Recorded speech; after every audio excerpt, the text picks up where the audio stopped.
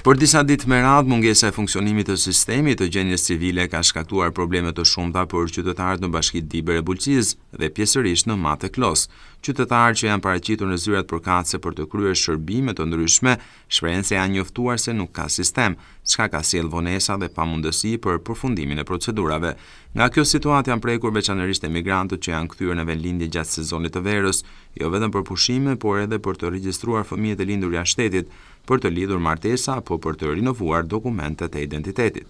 Sipas burimeve nga Identitek, shoqëria e vetme publike që ofron aplikimin, prodhimin dhe shpërndarjen e dokumenteve biometrike në Shqipëri, mos funksionimi i sistemit të gjendjes civile e bën të pamundur përpunimin e aplikimeve për dokumente, pasi të dhënat merren automatikisht nga ky zyrë.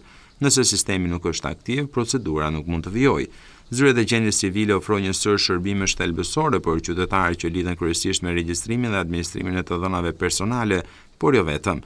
Ndër shërbimet kryesore përfshihen në regjistrimi i lindjes, martesës, ndarjes dhe vdekjes, pajisja me certifikata përkatëse, ndryshimet në gjendjen familjare, si dhe regjistrimi i fëmijëve të lindur jashtë vendet. Po ashtu, përmes sistemit të gjendjes civile, qytetarët pajisin edhe me dokumente identifikimi biometrike, si karta e identitetit dhe pasaporta, pasi të dhënat personale merren dhe përpunohen përmes këtyre të dhënave.